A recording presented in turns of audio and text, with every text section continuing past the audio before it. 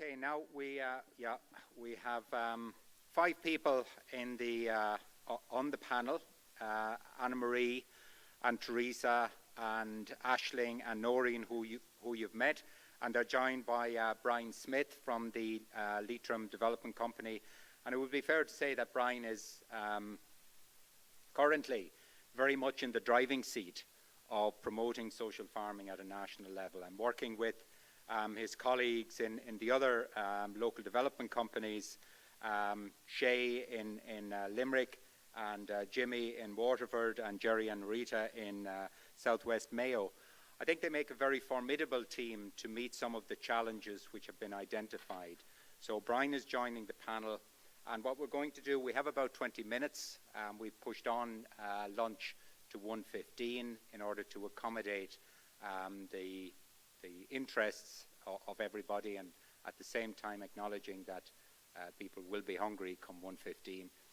So what we're going to do is invite questions, or if you need to make a comment, want to make a statement, please keep it brief. We'll take questions in groups of 3. We'll take 3 questions at a time, and we'll direct it. If you haven't directed it yourself, we'll allow the panel to decide who's best placed to answer it. So we have microphones. Paul here and Helen have microphones. So if you want to ask a question or make a comment, please put up your hand, and then when you have the microphone, to identify yourself so that we all know who's speaking. So floor is open to everybody now.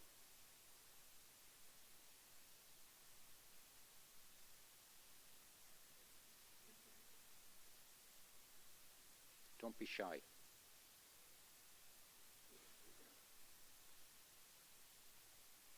Okay.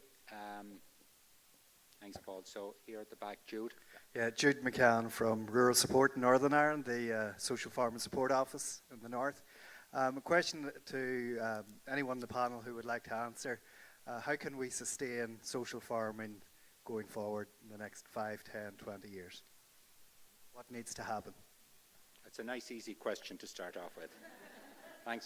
Thanks, Jude. Can we maybe have 1 or 2 more questions so we can put them to the panel? Yeah, here in the front, please.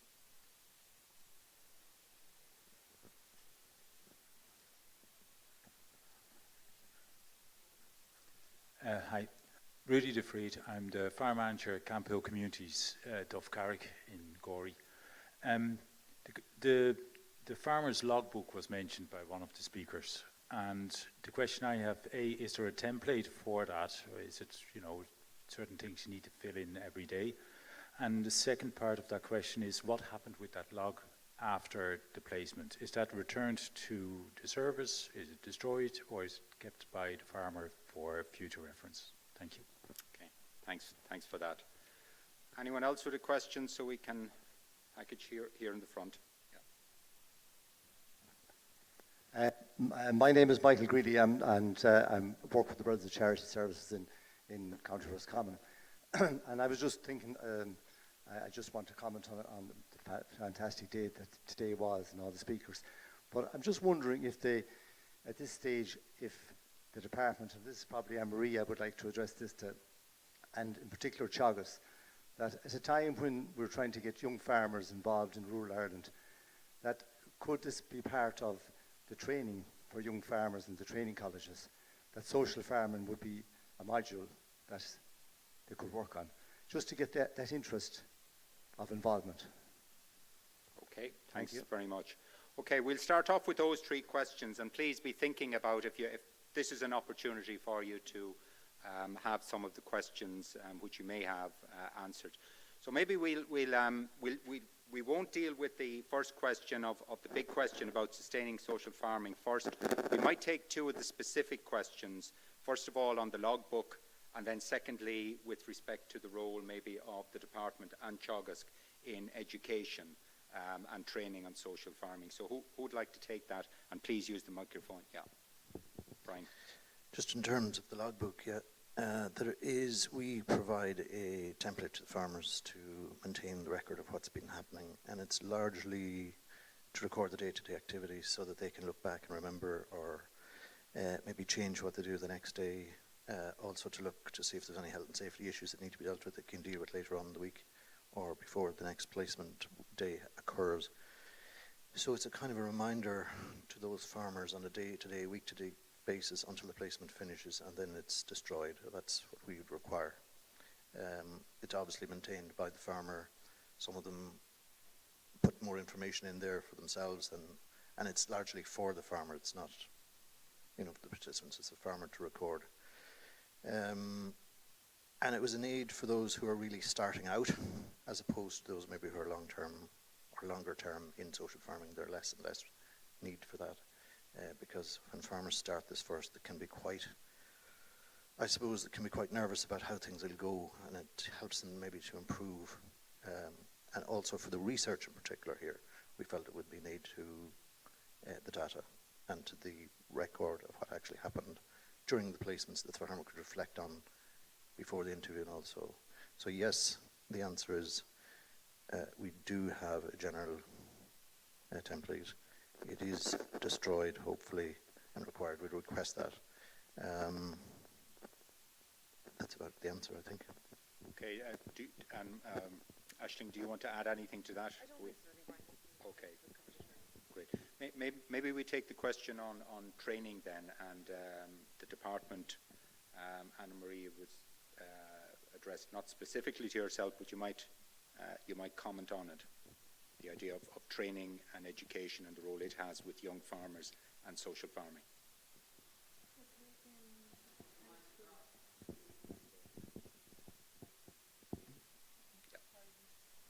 Can you hear me now? Yeah. The department's role actually at the moment is really from a funding perspective. So the contracts that we've awarded a number of contracts in recent years. So perhaps training could be included as part of the contracts that we do award, but at the minute our role is just purely funding. So I don't know if Brian, you might have something to add to that, just from you as you were one of the successful tenderers in. Yes. I suppose with our colleagues in UCD have already added a module to the master's programs in rural development related to social farming. So there is a start made on some of that, maybe not necessarily in the farm training programs. We also have been talking to Teagasc, along with UCD, to the education side, and also Anne Kinsella, I think, who's involved in the advisory panel here and also support the tenders and the application. So we are linked with Teagasc and with the farming organisations to look at how we can develop it. The training induction programs that we put in place for farming, we do go speak to groups of young farmers through MOCRA, to the IFA, and so that's less informal, I suppose, than formal training in the agricultural colleges. I'm not sure if any of our development officers have been into the agricultural colleges yet, but it is only a matter of time that begins. We do have plans within, I suppose, the full extent of the tender to approach that at some point. But what level of detail, and obviously that'll be collaborative. It'll have to be collaborative with the likes of Teagasc and the other organisations who are engaged in agricultural education. Okay, so I think maybe we could say on that as well that yes, it would be valuable, and yes, it should be done. And I think it's on the agenda to address it. The big question which was asked, the very first question, was how to sustain social farming going forward. And I think Jude talked about the next 5 to 10 years. So maybe Teresa might pick up on that first, and then anyone else who wants to take the mic, please comment on it. I don't know about the next 5 to 10 years. Certainly at the beginning I went by the months trying to get the funding, but at least now with a service level agreement, I have the funding for a year. You have a block of money, and then you can decide on the teams how you divide it out. And there's very clear, I've learnt myself, the reporting from that and the review and saying how many people went out on farms, etc.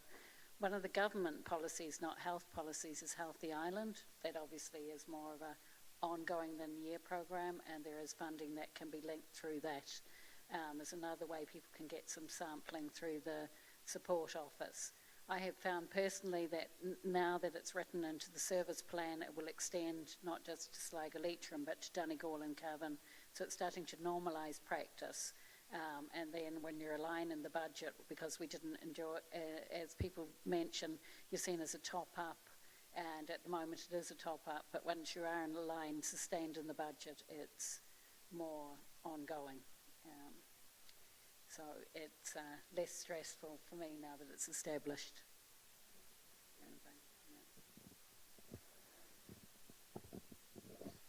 I suppose just from our point of view, we're probably not as far down the road as Teresa would be, so we haven't been able to commit beyond just planning 1 year at a time. So while at the beginning of 2017 we were fully committed to the 10 placements and delivered on those, and then made a plan for 2018, I suppose we would equally worry about the sustainability, and I mentioned it in my presentation.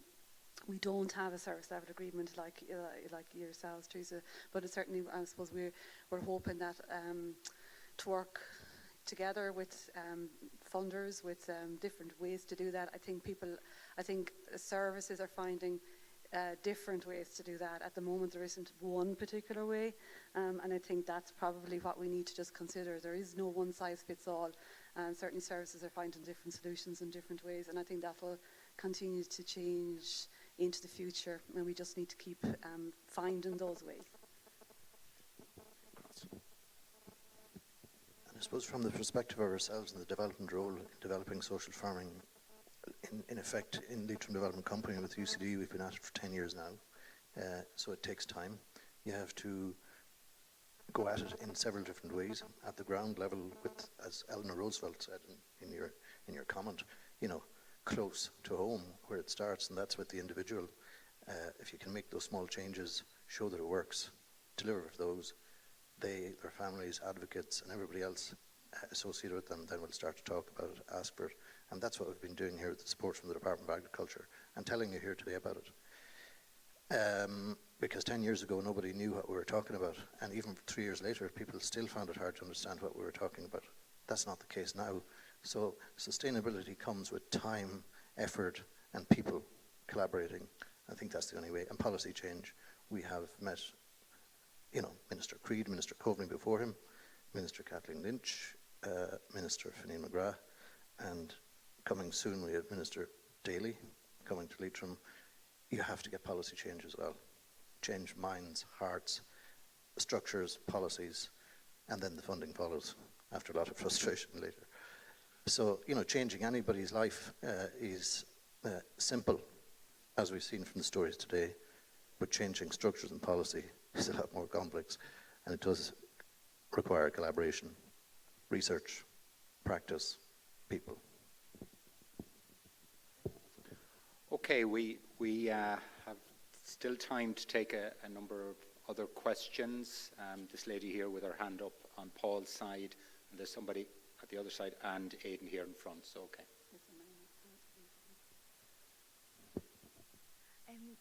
It's not so much a question, but just in response to the last comment about training in agricultural colleges.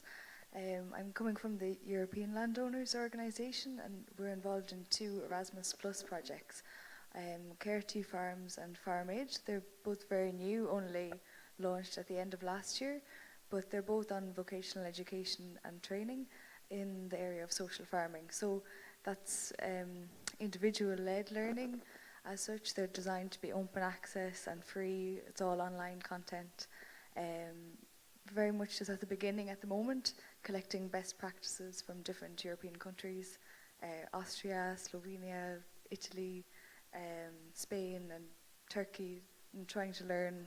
So if you'd like any more information, it's very much at the beginning now. The training materials still have to be developed, but if you'd like any more information or to be added to our newsletter, anything like that, please come and talk to me. There's flyers and brochures as well. The organisers kindly said that we could leave some outside on the table, so that's all. Okay, thanks. We had somebody here to the left, yeah, gentleman, his hand up, and then here in the front as the third question. Thanks. Yeah, thanks. How you doing? Killian from Stewart's Care in Palmerstown. Thanks for today, some great work happening. I just have a question about auditing, and is social farming audited by anyone at the moment? And if not, is there a fear in the future of the natural therapy being turned into something more clinical. So that was it. Yeah. Sorry, could you just repeat the last part of the question? The panel wasn't sure. Just is social farming audited by anyone like HICWA or anyone? And in the future, if not, and in the future, if it is audited, is there a fear that that natural therapy will be replaced by something a bit more clinical? You know. Okay. Thanks for that question. And finally, here the question in the front. Hello, Aidan Murphy is my name, farm manager with the Brothers of Charity Services at Belmont Park Farm in Waterford. It's just the question I have is relating to the funding, and I think Anne-Marie mentioned there something like 0.7 million is going towards this at the moment, which seems very small in relation to, I suppose, the budget from the Department of Agriculture, which is something like 1.5 billion. I think that we need ways of garnering more of that money. And I'm just wondering, have we looked at anything like, if we look at the GLAS scheme, where we're actually paying farmers to have bees on their farm, or bats and the birds, why not people? And maybe something like, making social farming a part of that, or, one of the options. And, you can imagine if that was on, even to the right kind of farmers that would meet the criteria. And even if it was an option, how many farmers would be inquisitive and learn about social farming and want to know what it is? Because I think as much as we're all the converted here, out within the farming community, very few farmers know what social farming is about. Okay, thanks Aidan. All right, we have one, I can take it because the first contribution was a statement. We have one person at the very back. Paul is giving the microphone, and we'll just take that question and then we'll put it to the panel. Okay, Chairman. Richard Kennedy, Deputy President of the IFA. I just want to congratulate everybody associated with today's conference. I would obviously, the first question is the major question today, is the sustainability of going forward. I think that is something that is very important. I think I look at it from the point of view of maybe an issue that's been spoken about in a lot of ways, and that's mental health. I think a lot of lip service has been paid to mental health, and I think social farming plays a big role in that area, and I think it is an area that certainly we would be supporting, in getting funding for that, because I think it is an area that's very important, and the contribution that social farming does make, in a particular area, I think it is very important. So I just again thanks for the invitation for myself for coming here, and I certainly taken a lot from today. Thanks, Richard. And in some ways, the comment you've made almost answers the question you started with. That is, indeed, having organisations like the IFA and many other organisations represented in this room on board is part of getting to the end point we want to achieve. So we very much welcome your contribution in that way. So maybe just coming to the two specific questions we had, the audit question. Who would like to comment on that? Teresa?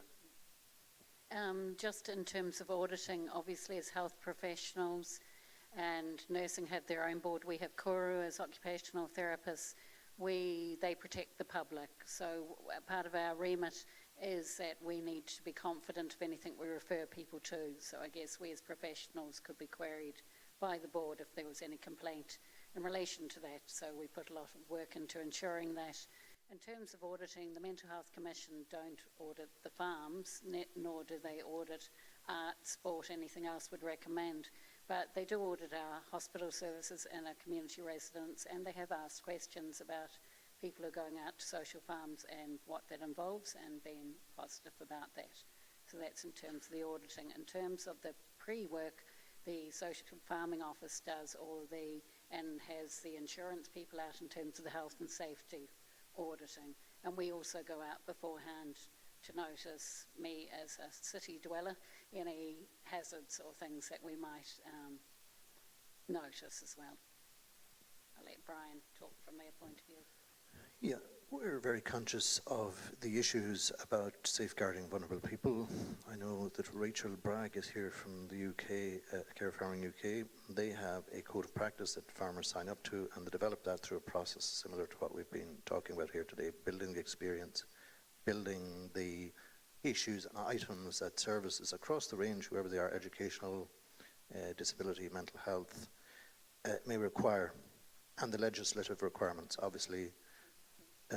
Children first, with people under 18 who've been on farms. You have the safeguarding requirements, and also the health and safety legislation, employer legislation, insurance, all of those things, vetting, police clearances.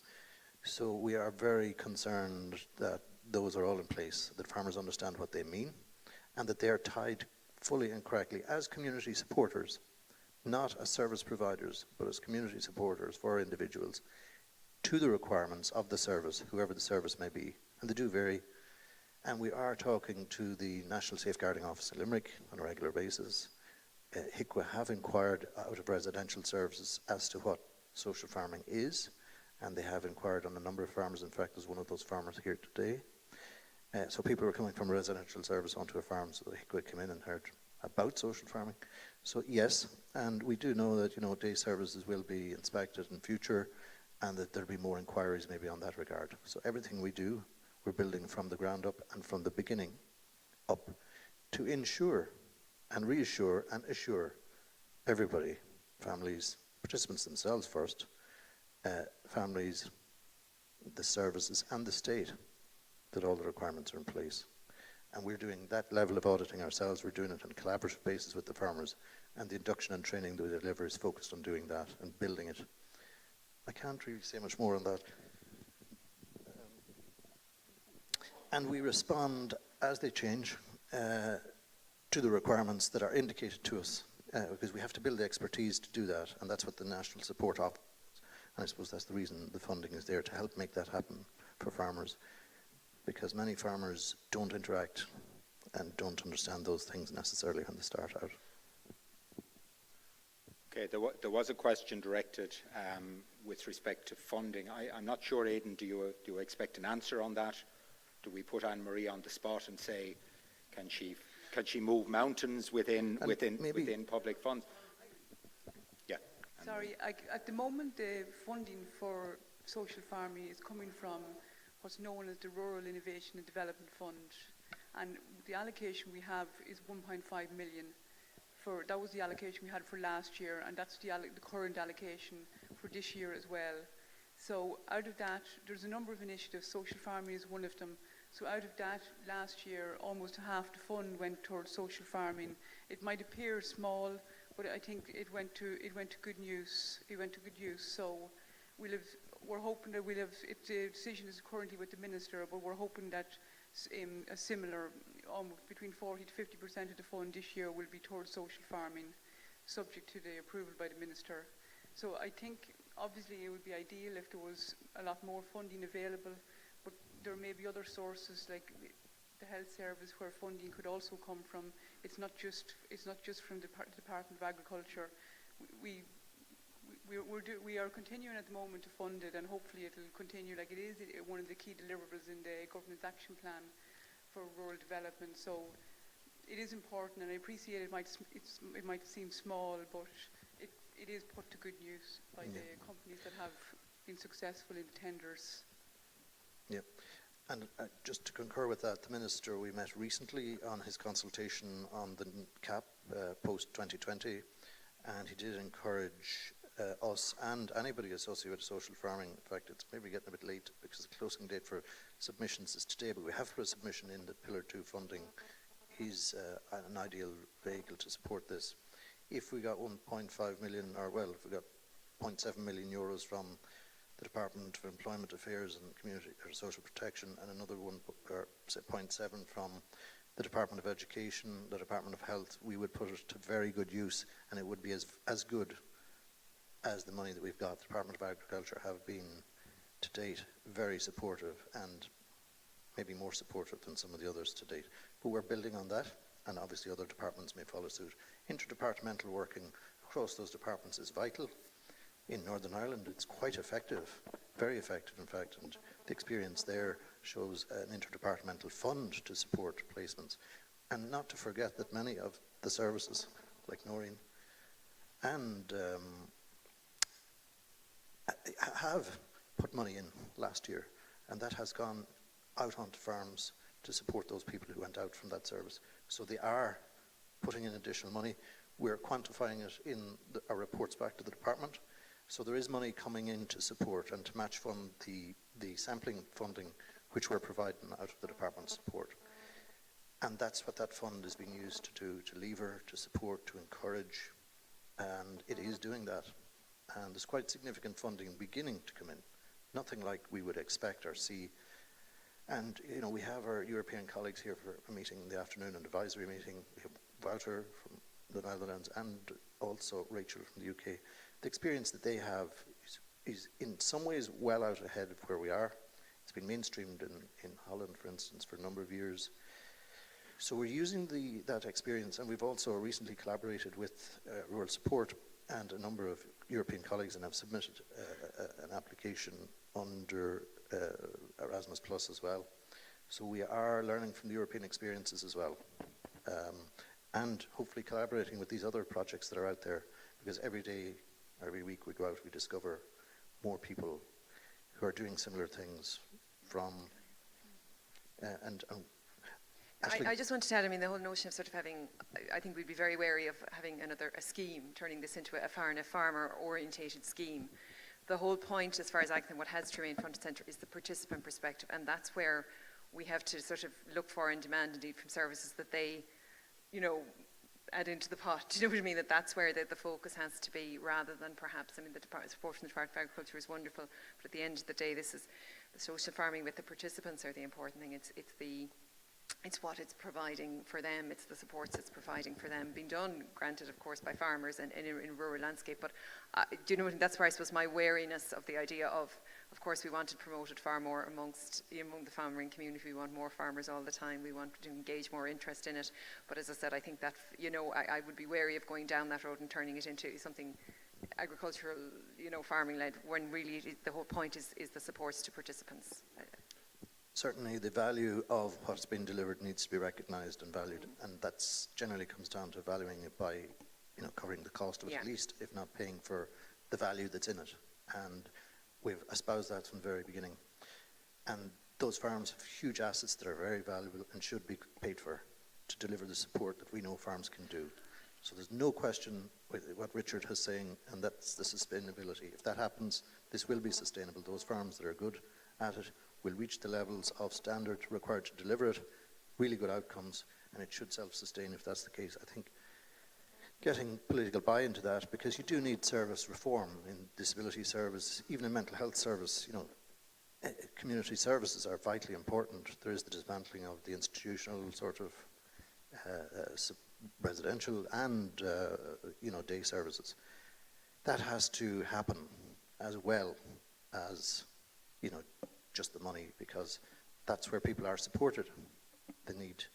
And there are some excellent services innovating strongly, but I think, you know, the change needs to be driven from a political level as well, more than just producing the policies and leaving them be. Okay, thanks Brian. I am conscious of time, so what I'm going to do is to use the last 30 seconds myself to maybe not even reflect on the richness of what's been shared today, but the big question about, you know, how sustainable, how do we make this sustainable, how do we make it a success? And Brian touched on the journey we've come on, those of us who are at this a long time. It's constantly an uphill battle, and we have to stay with that. There is no easy, obvious solution.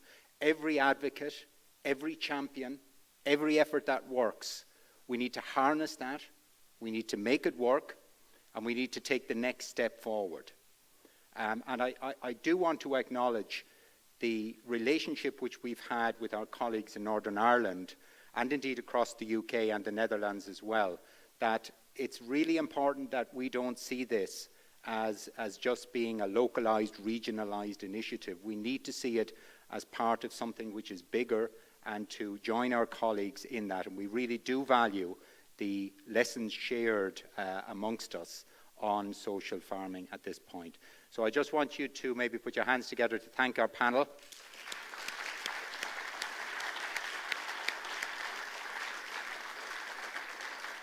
And also to thank yourselves for your patience. When I lecture, and if I come anywhere close to time being up, there's a shuffling of feet and paper, and I notice nobody done that, which is a credit to your interest and commitment to the topic. So lunch, I think, is served outside, and we'll get a chance to mingle, and people can pick up the discussion after that.